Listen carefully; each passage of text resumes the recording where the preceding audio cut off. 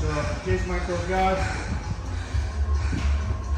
So you always want it wouldn't sound silly, but close guard means your feet push around the back. Okay. Anything else that's not that is an open guard. Okay. So close guard gives us the ability to break posture, which is really important. So we started going back to what we were looking at a couple of weeks ago. Again, whichever side you go, same thing is I'm going to put this hand in my opposite pocket. So it's currently over towards my left hand side. I'm going to guide it using my forearm as well. Okay, so don't break the grip and then let go, because then it's just going to keep re-gripping. I can't remember who it was, but I'm sure I saw someone try to do this and then just let go. That's defending and stopping his ability to be able to grip. So he tries to grip, can follow it and use it as a bit of a guard. Okay, so I take it across, punch it into the pocket, yeah, and then from here, as we were saying on Tuesday, sorry, I'm not worried about breaking his posture too low because we're not going to go first week. Okay, but what I am going to do is I'm going to get some form of control, where it's back to the collar, grabbing the head, yeah, and then the hand that's punching down into the pocket, that's going to go over the other side and grip. Okay, and then from here, we started looking at going for an arm bar. Alright, so still creating that angle. I use my elbow to kind of pinch this arm underneath, and that's what's going to help me create it to finish the arm bar. This leg goes over the top. This only happens if I create that angle. So as we were talking about on Tuesday, yeah, my head started at 12 o'clock, and I've now got it over to around about 10, maybe even 9. Okay, leg goes over the head, squeeze your knees. Okay, crossing the legs are okay, but like for me, it's not my go-to. Plenty of people make this work really well, so I'm not going to say don't do this because people can do this really well. My preference is always knees in, heels driving down, toes pointing up, and then from here finishing that arm bar. Yeah, so I can get both the arm bar and keep this control as well. So go back, so get the hand, push it across, underneath, grab this arm, stick the back of their arm, hand against your ear, and from here start creating that angle. See how I didn't let go that time because I've used my legs to kind of get in position, and then finish just the arm bar. Alright, give it a go. On 3. 1, 2, 3. Do this one year, a couple of weeks ago. So when I get to here, I kind of line my palm with the back of his arm. Okay. A lot of this is the knuckles rolling into the back of his forearm, okay, which is going to give us that really good control. If I grip like this, Jay's able to roll his wrist and get over the top of my arm. Okay, so that's a problem. So the reason why you use this grip, where we go palms facing into the knuckles, now when he tries to roll the wrist, it doesn't work as easy. So he tries to roll the wrist, try and get over the top of my arm. It's a really great grip for controlling. Okay, so just as an example, I'm not selling it, I've got a good grip. He can roll over the top. Yeah? So even if I get into this position, he can roll his wrist over the top, and that's what's going to help him deal with my grips. Okay? So this is why we're using this one. Okay, the next bit, I'm going to start looking at attacking this arm. Now, you can use this as an alternative to kind of attacking the straight arm lock, or as a supplemental thing of like, oh God, I've lost the arm, I need a secondary attack.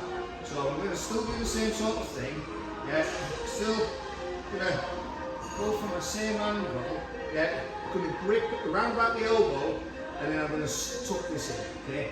The reason why I grip at the elbow is because I need to make sure that the elbow's locked.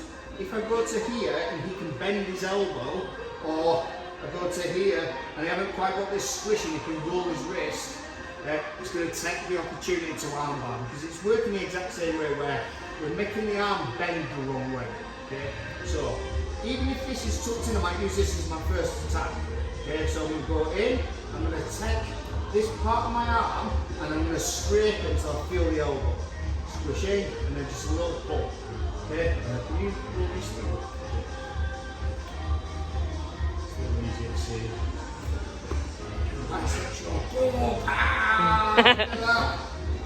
So, I'm getting to here, I'm finding that elbow, yeah, a little bit of a gap, and then I'm also shrugging a little as well. Ear tucked in, shoulder shrugs up, into that attack. Okay, so it's a straight arm. Okay, might not be your preference to go straight out there. If you kind of put it into context of having multiple attacks off of the combination, get to here, he pulls this arm out, I can then start looking to attack. Is that straight arm? Does that make sense? Don't worry about it if you don't get it straight away. There is a little bit of adjustment, but just have a little play. Okay? And again, we're going against the elbow, so force there and making the elbow bend the way that it shouldn't bend into hyperextension. Okay? Have a go. 1, 2, 3. We want to apply pressure this way, which means his elbow's going to end up bending the wrong way. A good indicator of that is his thumb. Okay, so wherever his thumb goes, I apply pressure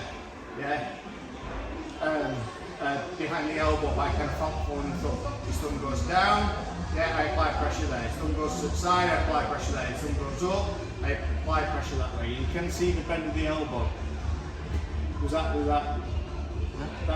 That was either you were really impressed with how I taught that, or you remembered you've left the cooker on. Okay. I'm not sure which one it is, but I'll take the very impressed. Okay. So from this position here, okay, the best place for me is to get his thumb pointing down. Not only is it easier to get that scrape, find the elbow, and apply pressure down, okay, it's also much harder for him to get his arm out. Okay, when his thumb's facing down, it's going to be really difficult for him to bend his elbow. If his thumb faces up, he can bend his elbow. Okay, it's really difficult for me to put anything behind there in this position.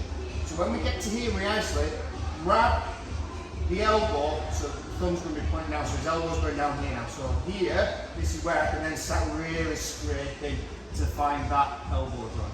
Okay? If you don't get it straight away, it's not a problem. There's other attacks as well. Like this, for some people, is a bit of an issue, or they've got weird limbs where it's not long enough and they're having to create distance to then be able to apply more pressure and do that kind of thing. But what we can do is, if we control the elbow, then we can turn this into a Kimura. So I make the thumb point down, okay, and then I'm going to take my hand on the inside and I'm just going to push this wrist so that we go to a 90-degree angle. Then from here we just go straight into the Kimura. Okay? So have a play at that. If you're struggling, grab the elbow, bend to a 90-degree angle, grab the wrist, don't take your knee inside, and then a little bit of a Kimura. Okay? Have a look play at that and see if that maybe might be your secondary attack. I love Kimura, so for me it's probably where I'd go to before that one. Okay, that's really 1, 2, 3.